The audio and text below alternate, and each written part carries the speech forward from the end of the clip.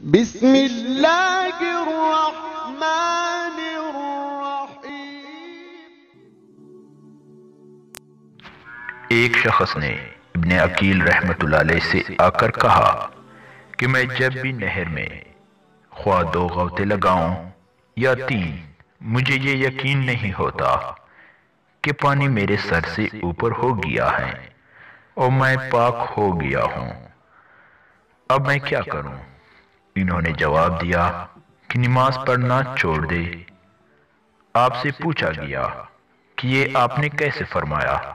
انہوں نے جواب دیا، اس لیے کہ رسول اللہ صلی اللہ علیہ وآلہ وسلم نے فرمایا کہ 3 سے کوئی باز پرس نہیں ہے، بچے سے جب تک بالغ نہ ہو جائے، اور سونے والے سے جب تک جاگ نہ جائے، اور مجنون سے جب تک ہوش میں نہ آ جائے، اور جو شخص نہر میں غوطہ لگائے 1 مرتبہ یا 2 مرتبہ یا 3 مرتبہ اور پھر بھی یہی خیال کرے کہ اس کا غسل نہیں ہوا تو وہ مجنون ہی ہو سکتا ہے۔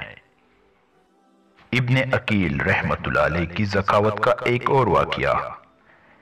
ابراہیم بن دینار کہتے ہیں کہ مجھ سے ابن عقیل رحمت اللہ علیہ نے بیان کیا کہ مجھے اطلاع پہنچی کہ سلطان محمد بن علی بغداد پہنچنے والے ہیں۔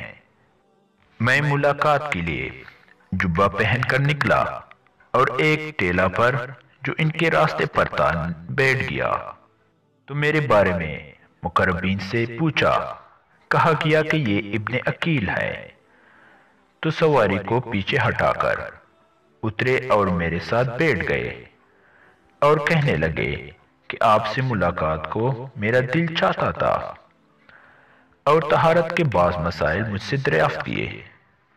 پھر اپنے خادم سے فرمایا کہ تمہارے ساتھ کیا ہے؟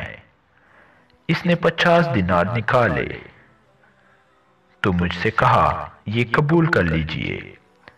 میں نے کہا مجھے بالکل ضرورت نہیں، کیونکہ امیر المومنین نے مجھے کسی کا حاجت مند نہیں رہنے دیا، اس لیے میں کسی کا عطیہ قبول نہیں کرتا۔ جب میں اپنے مکان پر واپس آ گیا تو دیکھتا ہوں کہ ایک خادم خلیفہ میرے پاس مال لے کر آیا۔ خلیفہ کے پاس سے اور میرے اس فعل کا خلیفہ کی طرف سے شکریہ ادا کیا، اور میں سلطان محمد علی سے انکار کے وقت جانتا تھا کہ وہاں وہ شخص موجود ہے جو جملہ حالات سے خلیفہ کو باخبر کرنے کی خدمت پر متعین ہے۔